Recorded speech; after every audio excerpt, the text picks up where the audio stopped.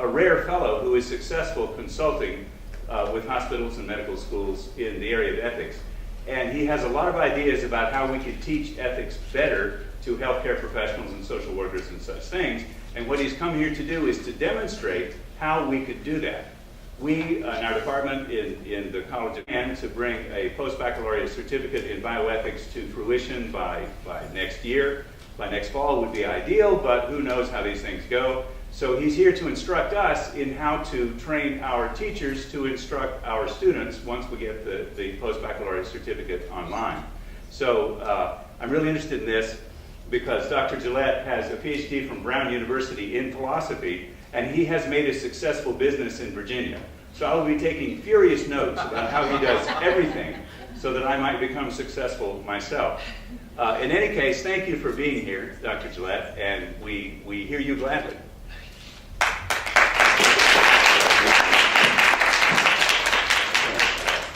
He has a lavalier mic. Am I picking up? You hearing it? Yeah. Good, because the more excited I get, the louder I get. So I just want to make sure that you're hearing me in my soft voice, and then I'll take away the mic later when we get into things.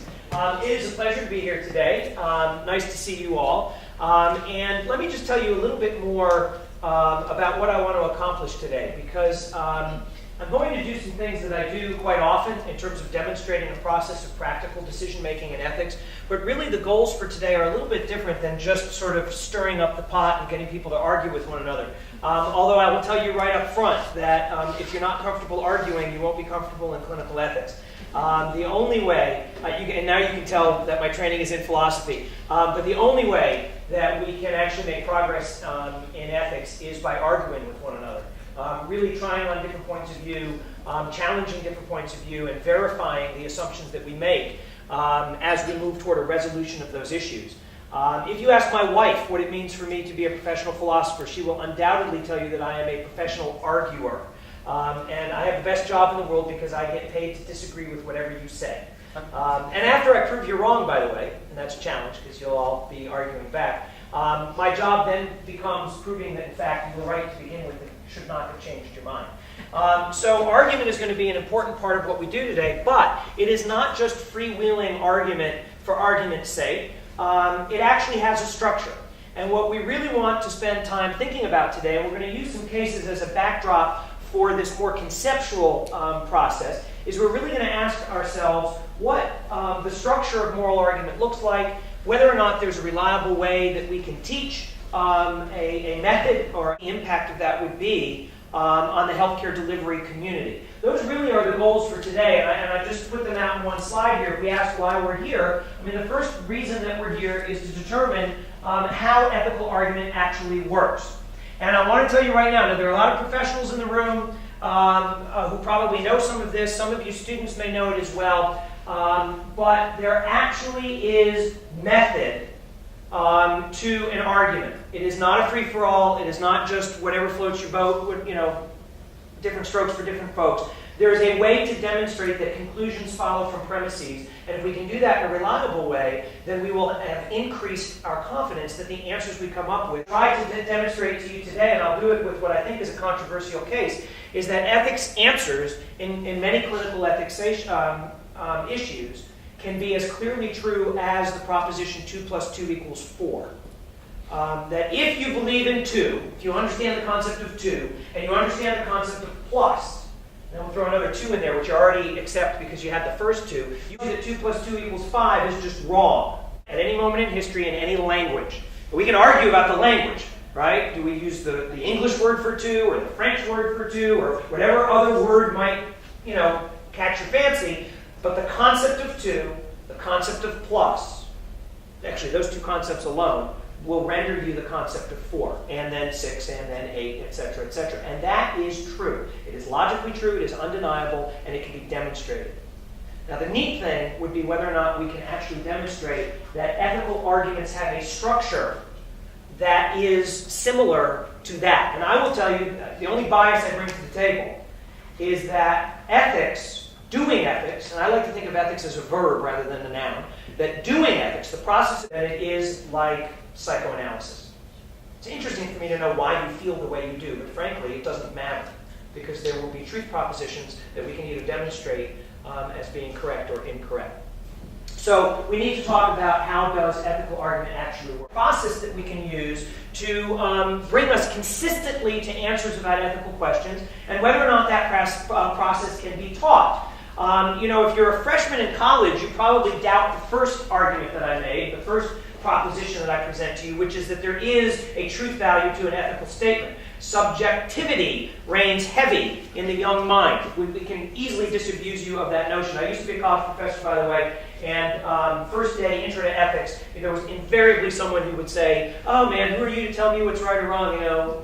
Whatever floats your boat. Subjectivity. I'm a subjectivist." I say, "Oh, okay, fine. Today we are going to declare open hunting season on people who wear purple ties and gray jackets."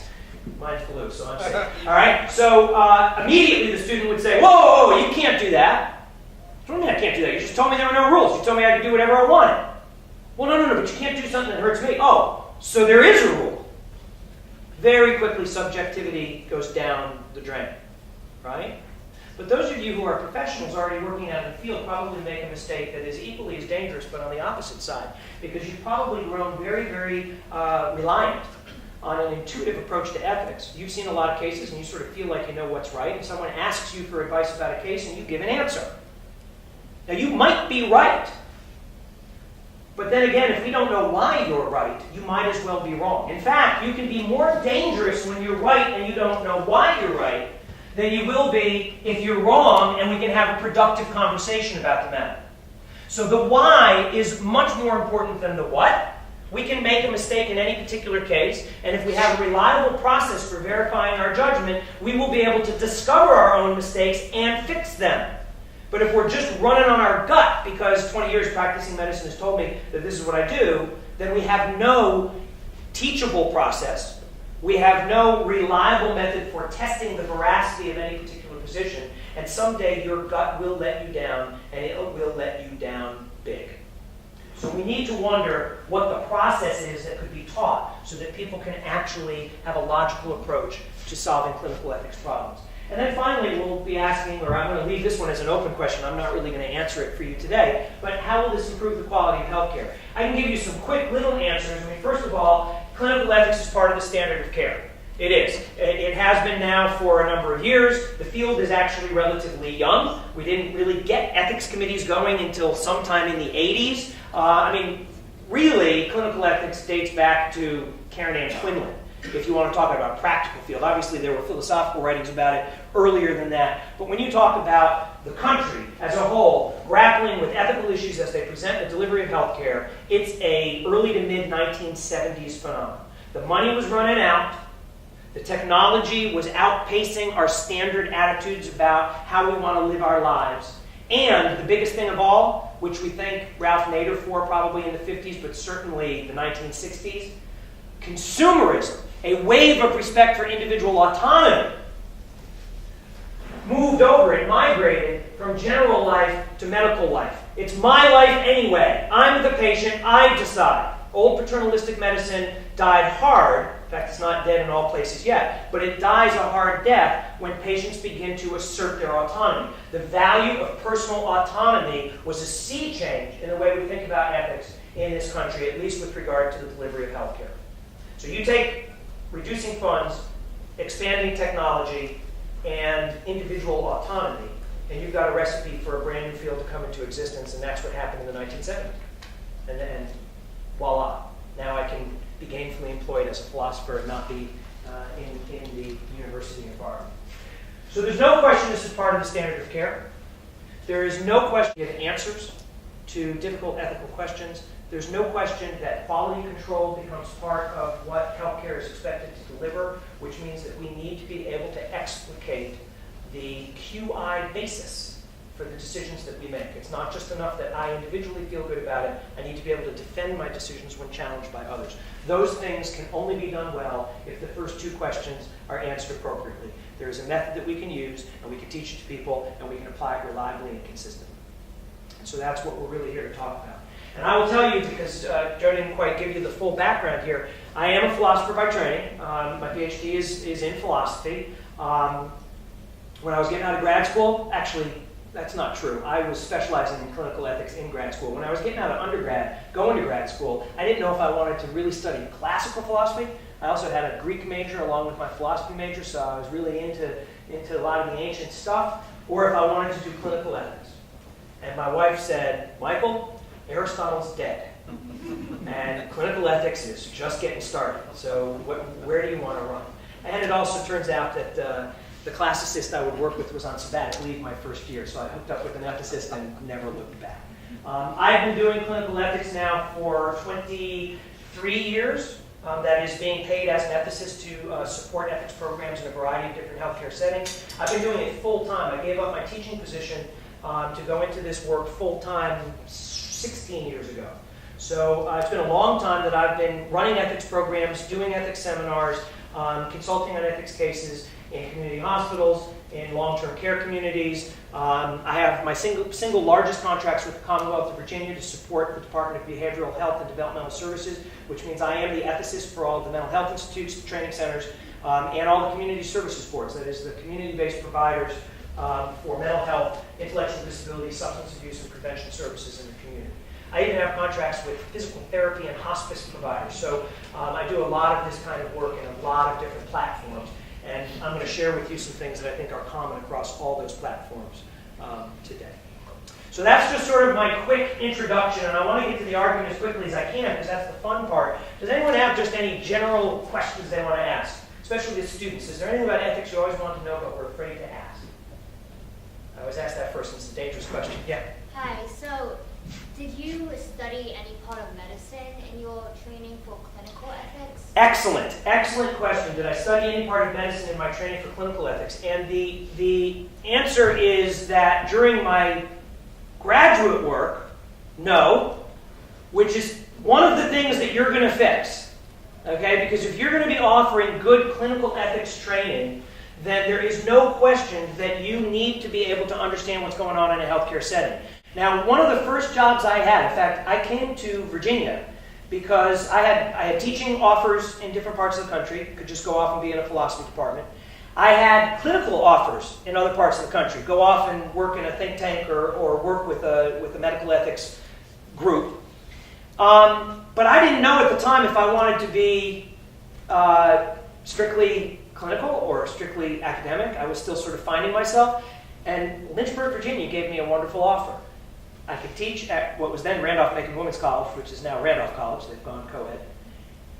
And I got a clinical appointment at the University of Virginia in the Department of Family Medicine to work with the family practice residents.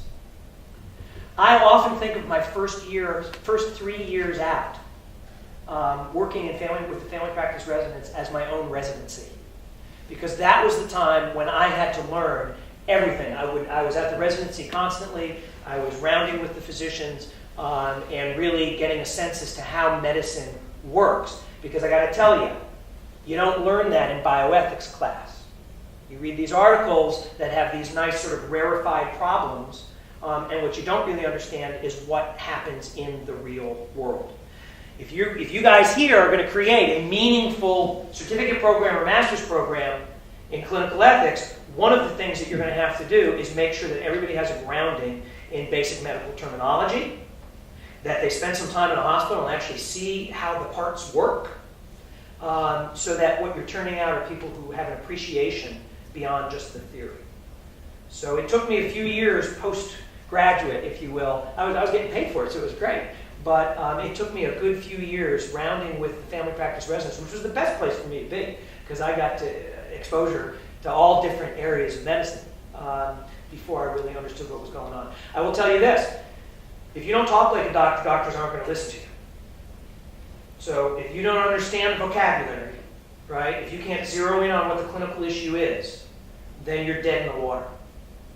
And I learned one lesson very, very early. I wrote my first ethics consult after I was out of grad school. I did do some, with my advisors, my thesis, my dissertation advisors when I was in grad school, I did go on some consults with them to hospitals. So I had exposure to it. But when I went to write my first consult,